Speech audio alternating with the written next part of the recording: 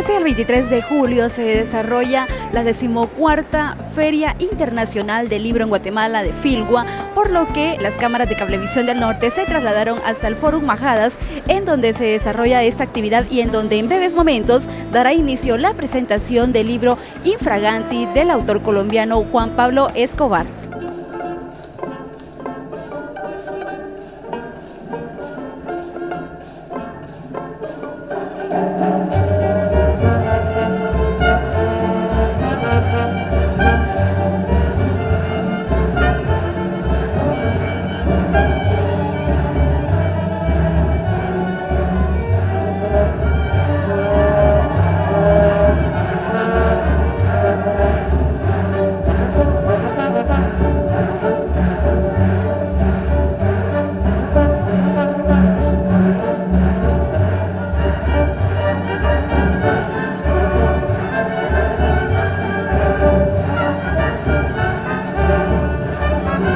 A estas alturas, con toda razón, ustedes estarán diciendo, bueno, llegamos de tan lejos o de tan cerca para escuchar al maestro Juan Pablo, y estamos escuchando a dos guatemaltecos a los que nos podemos encontrar en cualquier esquina. Así que vamos a variar el formato, y lo primero que yo quisiera plantearle a Juan Pablo es qué le dice esto que nos dieron en Medellín hace unas cuantas semanas, que ya se volvieron años, y que nos explique cuál es el significado para los medallos y para los antioqueños, esto que él les explicará mejor qué es.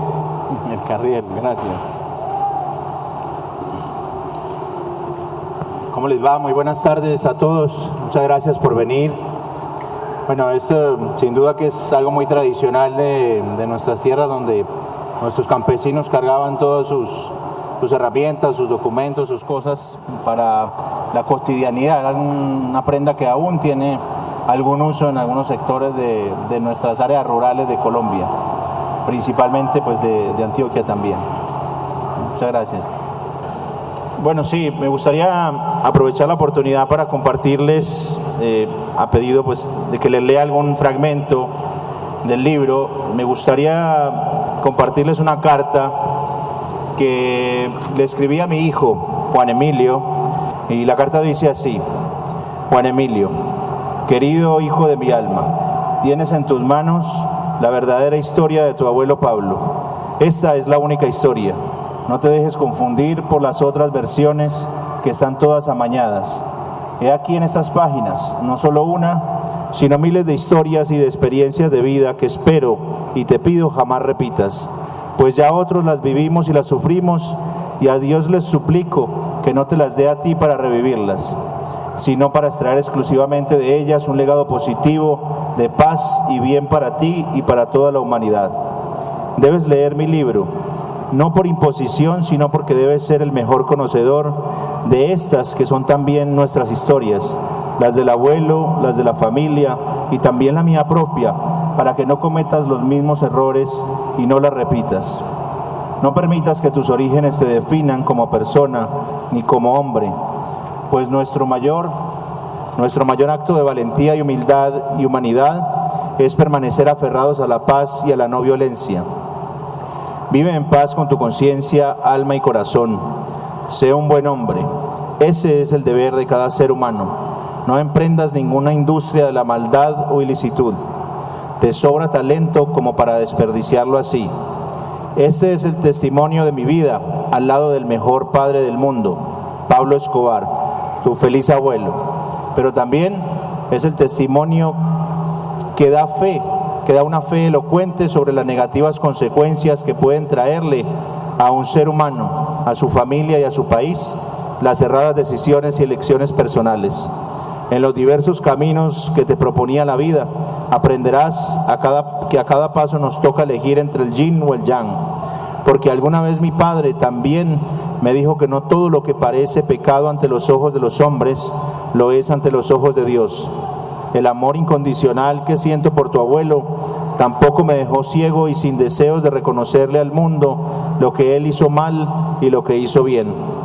Lamento que te hayas perdido el privilegio de conocer en vida a tu abuelo, porque en la familia fue el hombre más amoroso del mundo. Yo lo viví desde que nací, lo sentí, lo experimenté, lo percibí y le fui leal hasta su muerte. igual que tú debes serlo con nosotros, tus padres y con tus amigos. Si te mantienes leal a ti mismo, nada te faltará. Jamás confíes en los tíos y tías por parte de tu abuelo, pues en sus corazones solo habita maldad. No te dejes timar por su falso amor. Vive lejos de ellos y de su oscuridad, pues vendieron a tu abuelo y a tu abuela Tata y a tu tía Juana, y así lo hicieron con tu mamá y conmigo. Vive la vida con buena fe y optimismo, y persevera como decía tu abuelo, y mantén firme el espíritu de lucha, pero por las nobles cosas de la vida. Cuídate mucho en tu viaje por la vida y recuerda que no podemos cambiar el pasado, pero sí el presente y el futuro. Siento un amor indescriptible e inconmensurable por ti, que solo cuando seas padre entenderás. Soy incondicional a ti. Somos y seremos para siempre los más leales amigos. Soy lo que soy por ti y para ti. Tu padre que te ama infinitamente con todo mi corazón. Te comparto todo lo que sé y todo lo que vivo. Te amo. Y sin duda que mi padre en nuestra vida ha sido el protagonista en nuestra familia. Mi madre ha cumplido un papel como muchas madres latinoamericanas, de cuidar a sus hijos, de mantener la unión del hogar, de preservar los valores humanos que se han ido perdiendo por la violencia. Ha sido también una mujer que le tocó enfrentar a todos los carteles de la droga que finalmente habían logrado derrotar a mi padre, y desde entonces pues siempre fue respetada por aquellas personas que tenían en ese momento tanto poder para decidir sobre nuestras vidas, porque ella siempre le pidió la paz a mi padre con sus enemigos. Nunca podremos encontrar un elemento, una grabación sobre ella diciéndole a mi padre que siga adelante con la guerra. Siempre hizo todo lo que estuvo a su alcance como mujer para buscar persuadir a mi padre de que cambiara la actitud frente a la vida y preservara la paz, que era lo más importante para Colombia y para la familia, y sobre todo para una violencia que estaba cada vez creciendo exponencialmente. ¿Cuál fue la reacción de tu señora madre, Juan Pablo, cuando le dijiste que estabas escribiendo esto? Bueno, en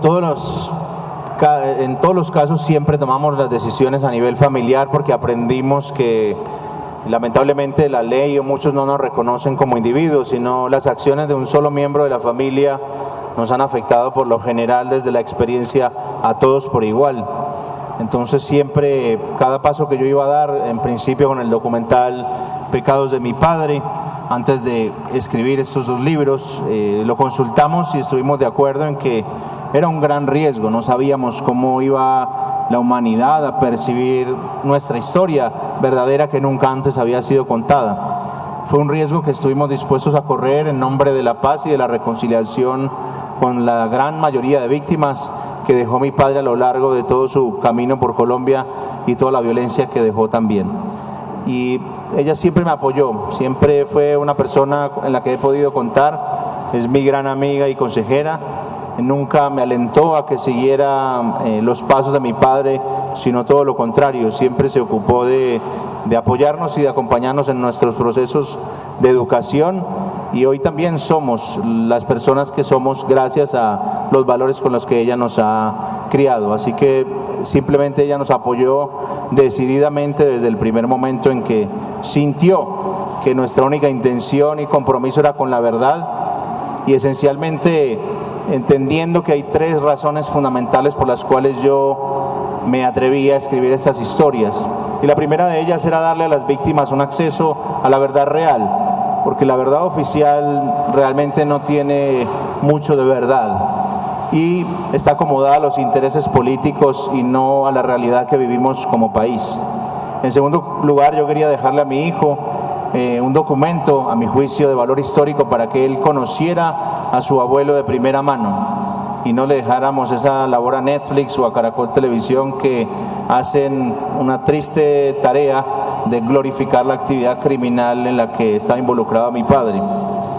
Y en tercer lugar, mi deseo era dejarle un mensaje inequívoco a todos los jóvenes lectores, para que entendieran que estas historias yo las escribía no para justificar los actos de mi padre, sino para invitarlos a ellos a no repetirlos y a no imitarlos en ninguna de esas partes negativas de la historia.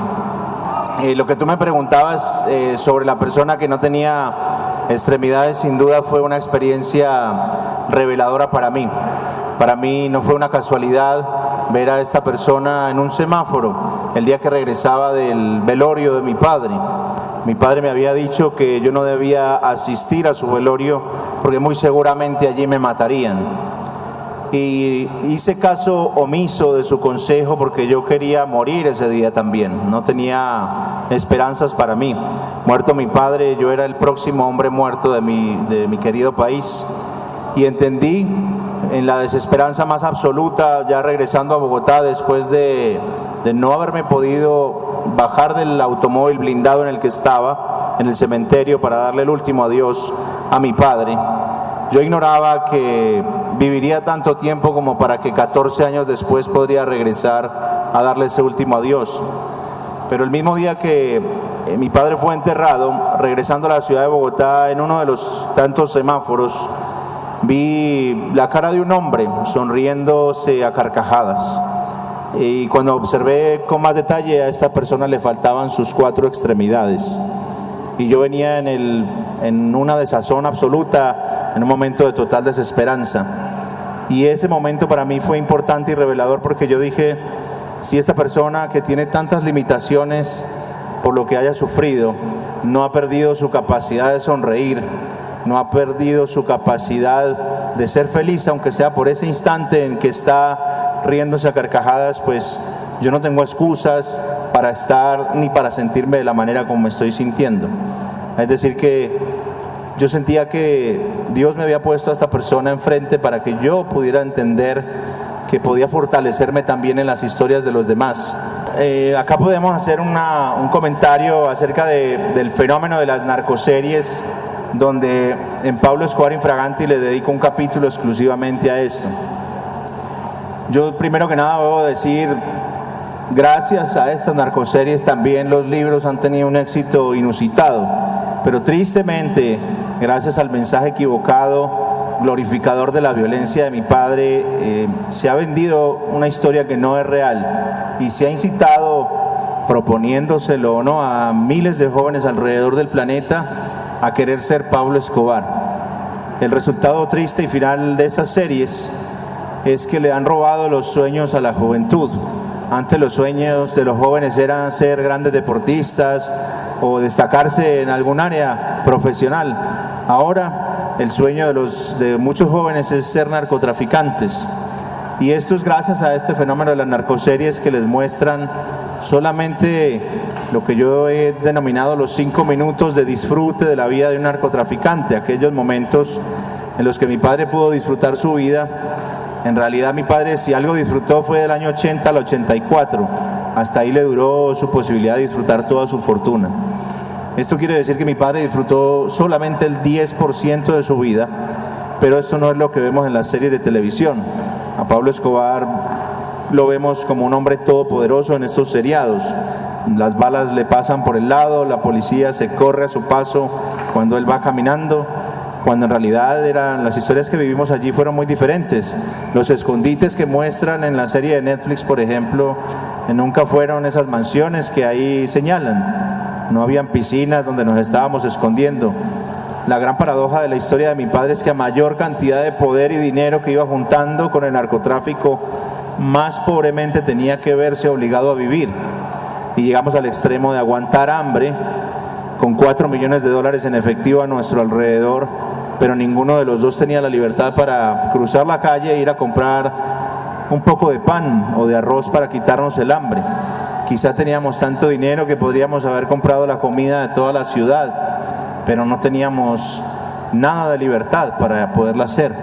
Ni siquiera, se supone que el dinero está para que por lo menos te quite el hambre, y a nosotros ni siquiera para eso nos servía. A nosotros el dinero nos trajo más pérdidas que ganancias y finalmente casi nos quita hasta la vida, y también terminó financiando la propia muerte de mi padre. Estas series de televisión no muestran las verdaderas lecciones de vida que a nosotros como familia nos quedaron.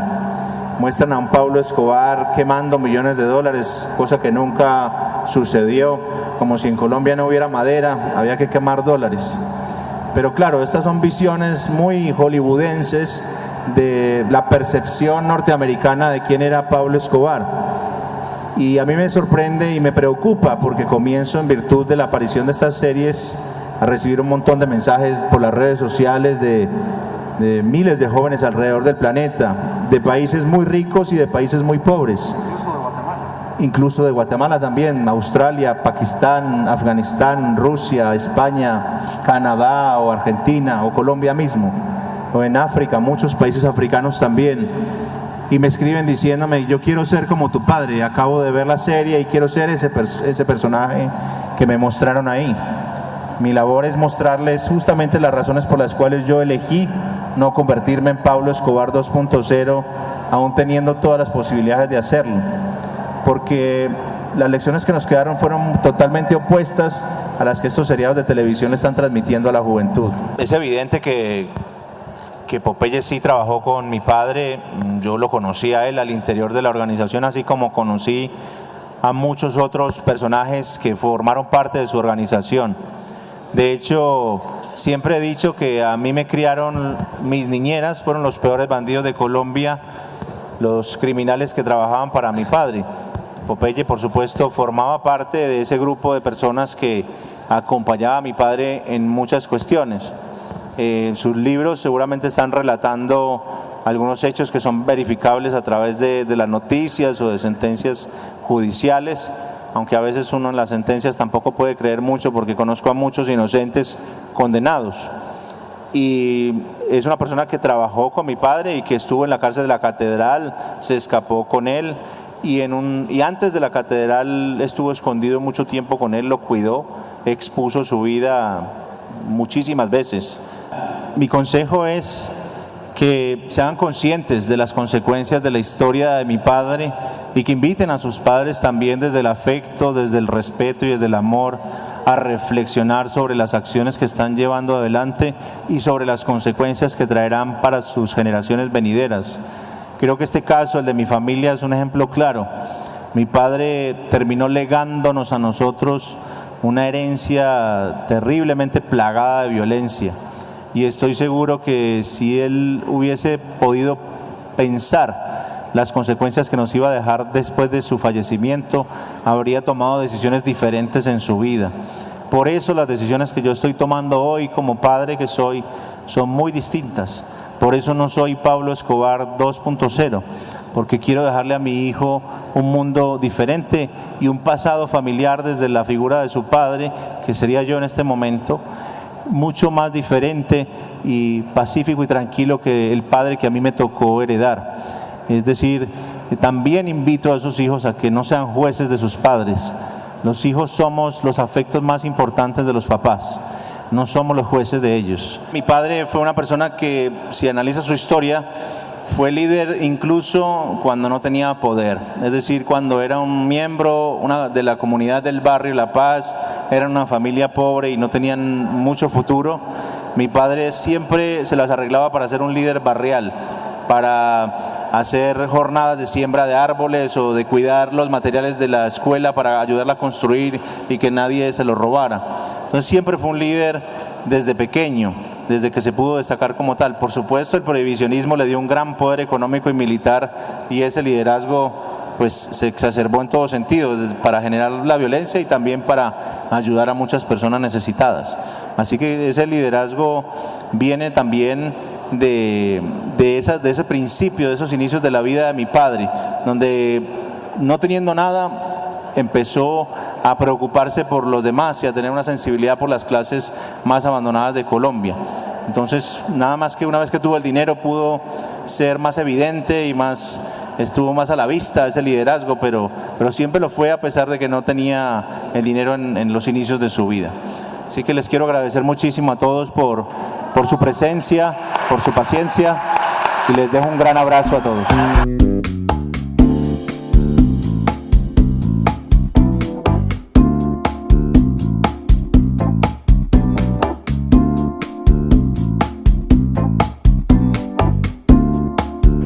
La 14ª Feria Internacional del Libro reúne a escritores nacionales e internacionales, además de presentar un contenido variable para toda la familia. Para Canal 9, Flavio Josué y Lizeth Méndez.